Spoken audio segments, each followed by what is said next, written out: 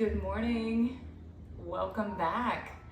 We just finished up our Thursday morning active recovery, stretch, hip mobility. We did some core work. I even broke a little sweat. So good work this morning, you guys. I wanted to follow up with a quick little tutorial on foam rolling. Now, foam rollers look very different. Some look like this, some are bigger. They have little grooves on them to help with the massage process, but the concept is the same. You're actually going to be using this as a little bit of a rolling pin. Imagine rolling out the dough.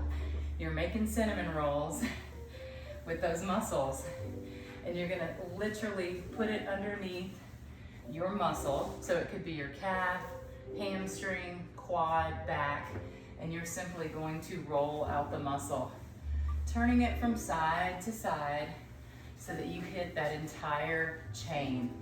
The toe is connected to the foot, is connected to the calf, is connected to behind the knee, and it's all one big chain. So if you feel pain in your hip, it's likely that you are tight.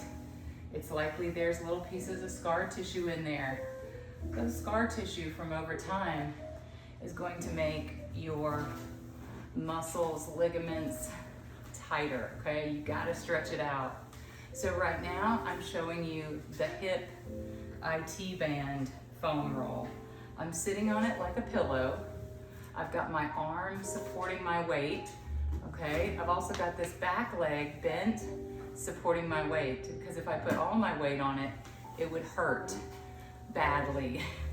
Okay, so what you're wanting to create is a little bit of discomfort to get that IT band stretched out, which also is connected to knee pain, okay? So make sure you've got that outer. Next, let's move on to your back, okay? Foam roll your legs. When you're ready for your back, this is a good starting spot. Lay back like you're about to do a bridge, okay? Like you're about to do a sit-up, knees bent. Bring your hips up and then slide it under. Slide that underneath just like a little pillow, okay? Now you can just lay here and that feels good enough. Just relax and decompress your spine because it's letting it fall downward. Or if you want to, you can support yourself again. Support yourself and roll back and forth. Good. Now, my issue is definitely lower back and hips.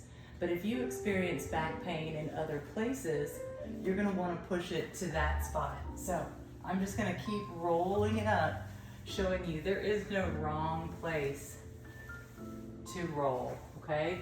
Your feet are keeping you from hurting yourself because you're bending and you're using your knees to roll across. Now, one cool thing a former trainer, fellow trainer has taught me is put it long ways, almost right on your spine, okay? So you're gonna lay on top of it like a pillow and roll from side to side. And that's helping your shoulder blades just a little bit.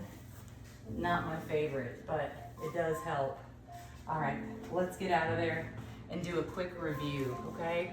You've got one of these foam rolls and you don't know what to do with it. You're gonna start by rolling out your legs, starting with your calf, both sides, front, back, go all the way to your hamstrings, right here. Roll out your hammies.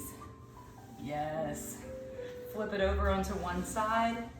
Usually the tops of my quads are pretty sensitive, but I will show you that here in a minute.